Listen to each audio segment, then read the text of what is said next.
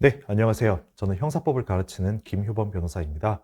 자, 이번 2025년, 그 다음에 15회 변호사 시험 대비를 위해서 제 커리큘럼을 설명을 하고자 이렇게 여러분들 앞에 서게 되었습니다. 자, 한번 보실게요. 우선 간략하게 제 소개를 좀 드리고 그 다음에 이번 14회 변호사 시험 키워드가 어떤 것인지 제가 좀 설명을 드린 다음에 이번 15회 변호사 시험 커리큘럼을 위해서 제가 커리큘럼을 어떻게 짰는지를 좀 전반적으로 말씀드린 다음 그 다음에 강의 포인트와 마무리로 진행을 하도록 하겠습니다. 네, 저는 일단 성대 로스쿨 10기로 졸업을 했고요. 그 다음 10기로 들어가서 10회 변호사 시험에 합격을 했습니다. 그 이후에 이제 로펌에서 일을 하다가 지금 강의의 뜻이 생겨서 이제 메가로이어스에서 왔는데 메가로이어스에서 강의를 한 지는 벌써 3년이 됐고 그동안 제가 로펌 일이나 또는 학교 이제 성균관대에서도 근무를 하고 있었거든요. 학교 일하고 병행을 하느라 제가 막 강의를 그렇게 많이는 개설을 못했지만 제가 개설했던 강의마다 그래도 수험생분들이 많이 극찬을 해주셔서 그 힘으로 계속 지금 강의를 지속을 하고 있습니다. 자, 그 다음에 제 소개는 이만 마치겠고요. 그럼 이번 14회 변호사 시험이 어떻게 나왔는지 그 세 가지 키워드로 좀 압축을 해보도록 하겠습니다. 먼저 첫 번째는 일단 면밀한 포섭을 요구하는 문제가 많이 나왔어요. 이거는요, 사례형이나 기록형뿐만이 아니라 의외로 선택형에서도 면밀한 포섭을 요구하는 문제가 나왔습니다. 자, 어떤 포섭이냐면 보통 우리는 판례 입장을 보고 그 판례 입장을 사실관계에다 포섭하는 거. 그러니까 판례 입장만 우리는 많이 봤잖아요. 근데 선택형에서 의외로 학설을 주고 그 학설을 가지고 사실관계에 한번 포섭을 해봐라 라는 문제가 나오기도 했습니다. 그러니까 이 학설의 이름뿐만 아니라 그 학설의 내용에 대해서 알고 있어야 되고 이 학설에 따르면은 이 사실관계의 결론이 판례와 어떻게 달라지는가 그걸 정확히 아시는 분이 고득점을 할 수 있는 그런 문제들이 출제가 됐기 때문에 여러분들은 이제 판례나 학설 내용만 외우실 게 아니라 그걸 가지고 사실관계에다 포섭을 하면은 어떤 결론이 나올 것인가를 항상 생각하시면서 공부를 하셔야 고득점이 가능한 시험이 되고 있다라고 말씀드릴 수 있겠습니다. 자, 그 다음에 이제 두 번째 키워드 볼게요. 이번엔 판례의 사실관계를 묻는 문제도 꽤 많이 나왔습니다. 자, 우리 공부를 할 때 솔직히 시간이 많이 없다 보니까 판결 요지만 외우는 것도 시간이 빠듯하잖아요. 그래서 저도 그랬고 막 판결 요지만 빨리빨리 외우고 넘어가는 그런 습관이 있었습니다. 많이들 그렇게 가지고 계실 거예요. 자, 그런데 우리 형사법 같은 경우는 되게 사실관계를 제대로 안 보면은 딱 판결 요지만 봤을 때는 이거랑 A 판례하고 B 판례가 되게 비슷해 보이는데 어떤 건 죄가 성립하지 않고 어떤 건 죄가 성립한다 이렇게 결론이 달라지는 것들이 있어요.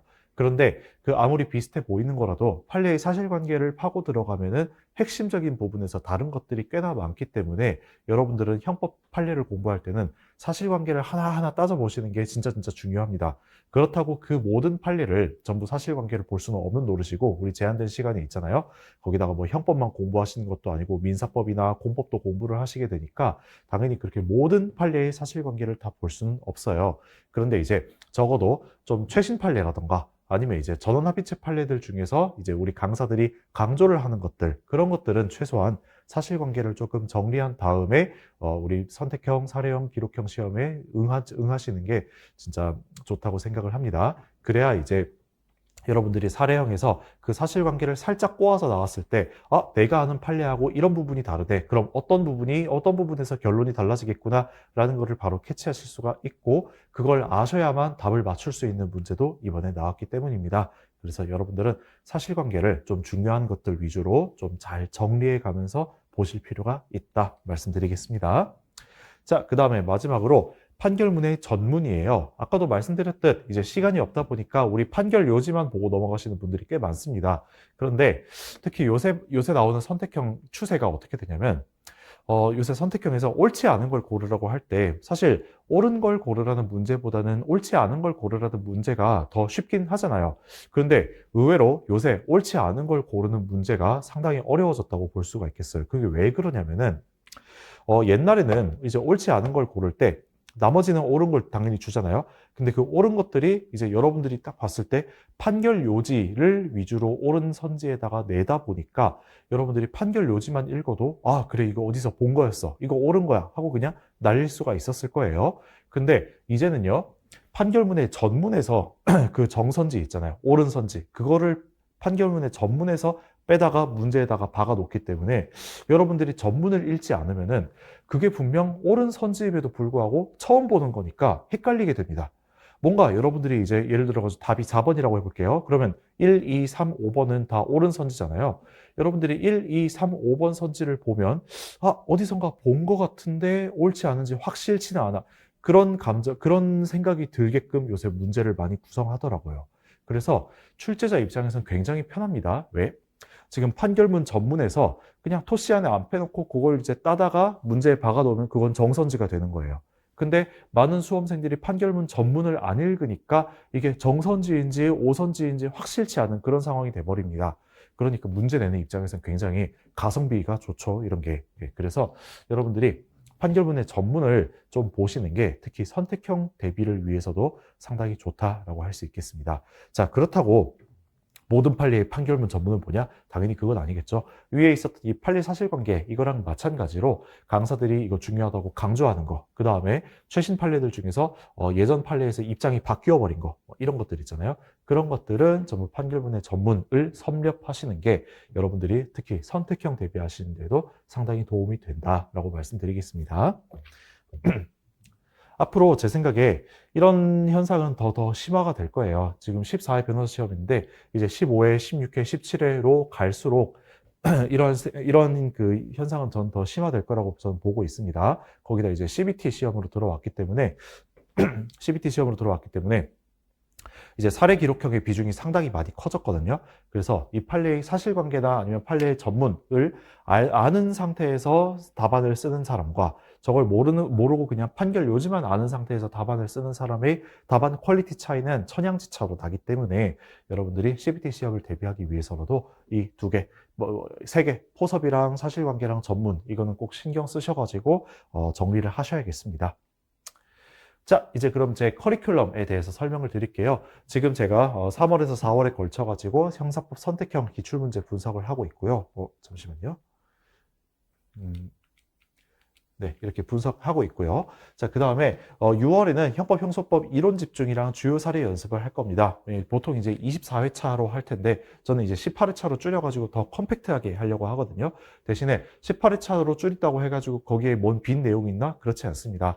저는 오히려 쓸데없는 내용을 걷어냈기 때문에 18회차로 줄어든 것에 지나지 않습니다. 그러니까 오히려 여러분들이 컴팩트하게 더 빠르게 많은 부분을 훑고 싶다라고 하시면은 제 이론 집중 수업을 들으시는 것이 좋은 선택지가 될 수 있다는 점 강조드리겠습니다.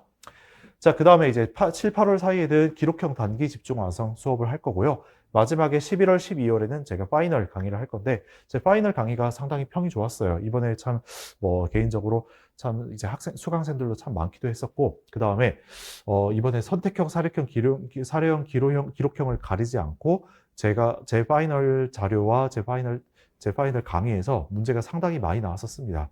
실제로 제가 이제 성균관대 로스쿨 형사법 특강을 거의 매년 나가고 있는데 작년에도 당연히 나갔었죠. 네, 작년에 형사법 특강을 나갔을 때에도 그 학생분들이 변시 시험 치다가도 이제 형사법 둘째 날 끝나고 나서 저한테 이제 연락이 오더라고요. 제가 찝어준 거 다 나왔다고. 네, 그래서 저는 이제 그렇게 파이널 강의도 막 그렇게 오래 하지 않습니다. 당연히 이제 학원에서는 커리큘럼이 있다 보니까 한 12회차 정도로 늘려서 하는데 그 12회차도 형법 총론이랑 형법 강론이랑 형사소송법을 다 하고 나서 거의 한 10회차 만에 다 마치고 나서 나머지 2회는 문제를 풀던가 하는 식으로 제가 최종적으로 다 정리를 해드릴 거예요. 그래서 거기에서 상당히 변시 적중률이 높았기 때문에 여러분들이 나중에 파이널 강의 들을 때 참고하시면 좋겠습니다. 자, 그 다음에 요 사이에 보통 이제 진도별 모의고사 강의가 있을 것이에요. 저는 이제 개인적으로는 진도별 모의고사 강의를 계획은 하고 있어요. 근데 아무래도 이제 제 다른 일이라던가 제 개인 사정이 겹쳐가지고 이게 진도별 모의고사 강의를 못 할 수도 있기 때문에 여기에다 일단 넣지 않았습니다. 나중에 확실해지면 그때 이제 또 제가 별도로 공지를 올리거나 한번 이제 학원 통해서 공지를 내보낼게요. 네, 일단 제 개인적으로는 진도별 모의고사 강의를 계획하고 있다는 점 먼저 말씀드리겠습니다. 자, 그 다음 중간중간에 테마 특강이 있어요. 이제 5, 6월 사이에 특별형법 특강이 있을 것이고, 그다음 특별형법 특강 같은 경우는 제가 그냥 하루 만에 다 끝내드릴 예정입니다. 특별형법. 네. 자, 뭐 사례형, 특히 사례형이나 기록형에 나오는 거 있잖아요. 뭐 도로교통법, 교통범죄 또는 뭐 재산범죄의 이득액 같은 문제, 그다음에 폭처법 같은 거, 아니면 부정수표 단속법 이런 거를 다 중점적으로 설명을 해드릴 예정입니다. 그 다음에 6월에는 이제 기록형 원포인트 레슨이 있을 것이고, 그 다음 8월, 9월 사이에는 이제 최신 판례 특강이 있을 것이에요. 최신 판례 특강은 제가 3개년 판례를 해가지고 여러분들께 다 정리를 해드리려고 합니다. 사실관계도 전부 다요. 그래서 제가 아까 14회 변호시험 그 키워드를 잡을 때 사실관계하고 전문 되게 중요하다 했잖아요. 최신 판례에서 제가 사실관계랑 전문 전부 다 훑어 드릴 테니까 나중에 채판 강의 때 만나뵐 수 있으면 좋겠습니다. 다음 이제 9월, 10월, 11월쯤에는 기록형 실전 연습을 이제 2번에 걸쳐 가지고 하게 될 거예요. 그래서 이렇게만 준비하셔도 여러분들이 지금까지 만약 이제 3학년 분들을 대상으로 말씀드리는 거예요. 지금까지 여러분들이 1, 2학년 때 로스쿨 커리큘럼을 충실히 따라가시기만 했다면은 나머지 1년은 제 커리큘럼을 따라오시면 바로 변시 합격하시는 데에 아무 문제가 없을 거다라고 장담을 드릴 수가 있습니다. 자, 제 강의는 이렇습니다. 저는 최소한의 양으로 최대한 효율을 추구합니다. 제 강의의 장점은요, 컴팩트해요. 그렇다고 저는 제 강의가 이제 뭐 지루하다 이런 말은 못 들어봤습니다. 진짜 그 강의에 이제 도움되는 것들, 농담을 하더라도 저는 항상 이제 그 강의의 개념을 이해를 하는 데에 도움되는 농담을 해요. 네, 그래서 저는 이제 쓸데없는 말이라든가 아니면 이제 쓸데없는 시간, 이런 한마디로 기름기를 싹 빼는 걸 이제 제가 워낙 좋아하기 때문에 딱 키워드 위주로 해가지고, 판례 키워드 위주로 해가지고 여러분들의 뇌리에, 머릿속에 탁탁 박아드릴 수가 있습니다. 컴팩트하게. 자, 그 다음에 저는 아무래도 컴팩트하게 하다 보니까 보강이 없어요. 네, 저는 이제 그냥 12회차로 예고했으면 그냥 12회차 안에 다 끝냅니다. 뭐 오히려 아예 10회차 만에 다 끝낼 때도 있어요. 그래도 이제 12회차로 예고를 했으니까 나머지 2회차는 뭐 최신 판례를 슬쩍 이제 알려드린다던가 문제를 풀어드린다던가 하는 방식으로 진행을 할 거고요. 그 다음 이제 개념만 설명하는 게 아니라 이게 선택형, 사례형, 기록형이 어떻게 나올지, 제가 아까 면밀한 포섭 중요하다고 말씀을 드렸었죠. 어떻게 포섭을 할지, 이런 게 내가 만약에 선택형, 사례형, 기록형 문제를 낸다면은 여기서 어떻게 함정을 파가지고 어떻게 낼지, 그런 것들을 여러분들한테 계속 끊임없이 상기시켜 드리면서 이런 개념을 가르쳐 드리기 때문에 여러분들이 그냥 제 강의만 들으셔도 선택형, 사례형, 기록형 대비가 어느 정도 되실 거라고 확신을 합니다.